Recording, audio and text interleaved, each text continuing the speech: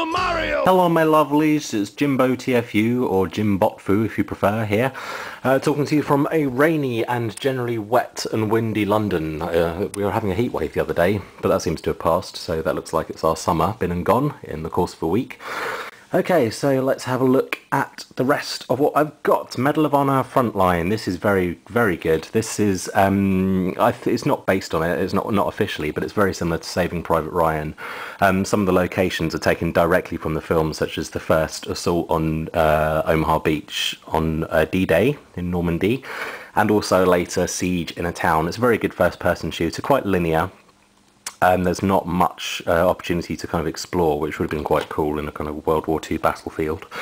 But it's pretty cool, and you get to shoot Nazis and generally run around with a gun. Sometimes I'm not entirely sure what I'm doing and I get a bit lost, but hey man, that's war.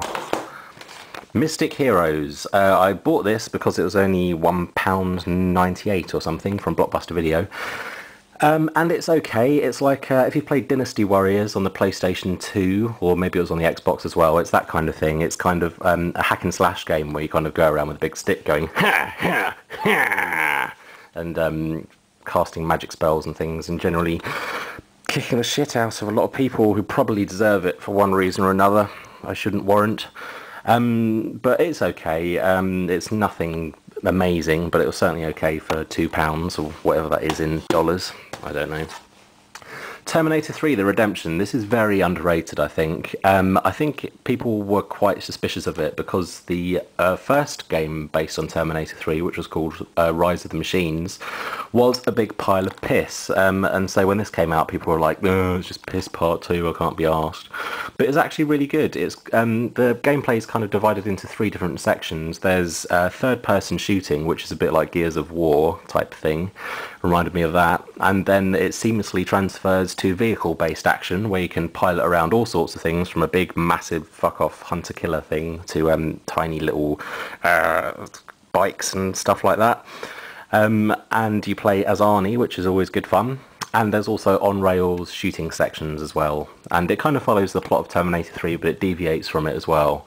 And has an alternative version of the future, which is pretty cool. But that's really underrated. Do check that out if you can track it down. I know GameCube games are getting a little bit harder to find these days, but hey, that's what eBay's for. Sonic 2 Adventure Battle. This is pretty cool, actually, and it's better than the first Sonic Adventure, which I used to like, actually, on the Dreamcast, but I don't think it's aged very well. This is cool. It cuts out a lot of the tedious adventure, kind of open adventure fields, I think they were called, where you're just like running from one level to the next. And basically just cuts that out completely and just has action levels one after the other. And there's quite a variety in gameplay. Dr. Robotnik, or Eggman, as he's called now, I believe. Oh no, it's not him. It's Tails has like a big mechanical suit which he runs around in and shoots rockets out of his face. And Sonic runs very fast, and there's Shadow the Hedgehog as well, who's a bit of a twat. And Knuckles flies around and stuff and collects things, and you know the drill.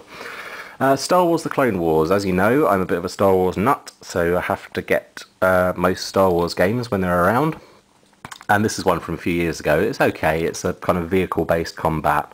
And as far as I remember, it doesn't control very well. It's kind of a predecessor of Battlefront, if you played those games, Battlefront, Battlefront 2.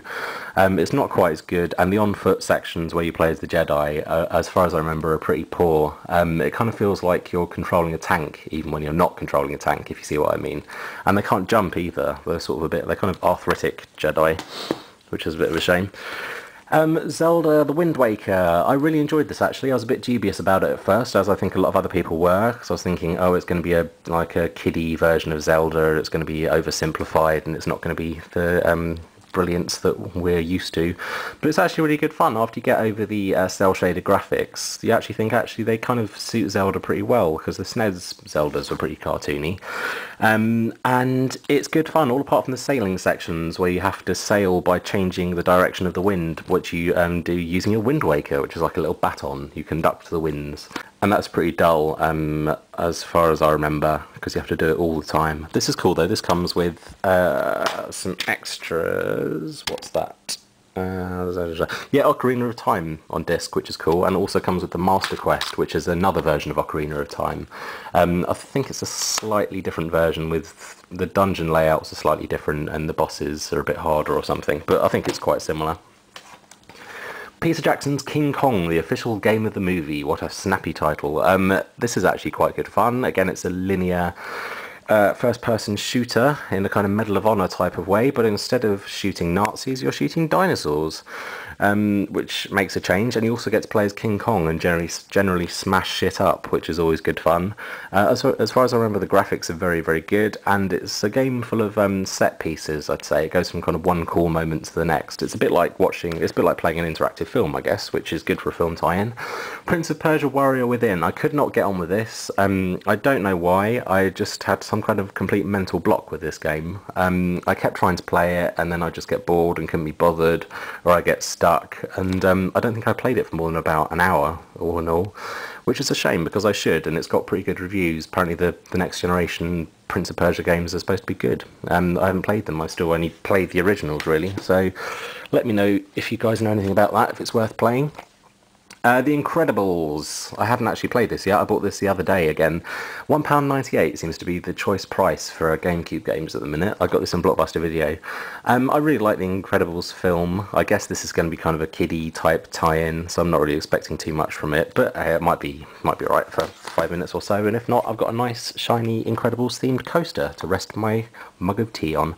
This is Enter the Matrix. This is pretty cool. A little bit underrated, I think. This is set during The Matrix Reloaded and tells the story of these two agents called Ghost and something else. I can't remember her name. But it's pretty cool, and it's got movie footage actually filmed especially for the game by the actual actors. Goes into a bit more depth and tells the story of The Matrix Reloaded from a slightly different angle and kind of explains it a bit better, which helps, as it's not the easiest film to understand in parts. The on-foot fighting sections are very cool. The driving sections are very bad, as far as I remember. Rocky, this is cool. This is Sylvester Stallone, as we all know. This kind of follows the plot of all the Rocky films, 1 to 5, because Rocky Balboa hadn't come out yet. And you get to fight Mr. T, which is good fun, and it's okay. It's kind of a solid boxing game. Wave Race Blue Storm, I'm not very good at this, but it's quite good fun. I was never actually that good at Wave Race on the N64, but it was a very good game and I could appreciate it even though I was a bit shit at it. This one's okay. I don't know, it's not as innovative or new feeling as the Wave Race used to be, but it's alright. I haven't really played it a great deal. Blood Omen 2, this is one of the Legacy of Kain series, which also has Soul Reaver, I think. That's linked as well, you may know those games. This is quite good fun. You get to play as a vampire, walk around, kill people, drink their blood, that kind of thing. Graphics are pretty unimpressive, but looks aren't everything. It's a good, fun game. True Crime Streets of LA. This is a GTA clone, a similar kind of thing. It's probably most similar to GTA 3 because there's not flying and helicopters and gangsters and that kind of thing. You play as a cop, so you're playing on the right side of the law for once, who's a very annoying guy called Nick Kang, I think. But you get to play as Snoop Dogg. What's that? Songs from Snoop Dogg and Westlife. Oh, West Side. I thought it said Westlife. So I don't remember Westlife songs in this game. You get to play as Snoop Dogg if you complete the game, which is quite cool because he says stuff like, yeah, in the way that Snoop Dogg does.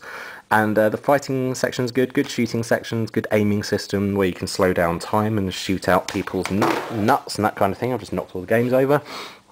Medal of Honor European Assault, this is more of the same, but it's kind of squad based and you can control your team and tell them to go into battle and die for you. Russia with Love, this is an alright James Bond game, not brilliant, third person shooter, a bit like Everything or Nothing if you played that. It's pretty bland, it kind of follows the film, changes a bit, not least for the fact that Daniel Bedingfield's sister is in this one, Natasha Bedingfield. I don't think she was in the original film. Rogue Leader, this is good, fantastic Star Wars game, one of the best ever made, flight sim, very good fun, follows the plot of the classic movies, and Mario Kart Double Dash, which is probably my favourite Mario Kart to date.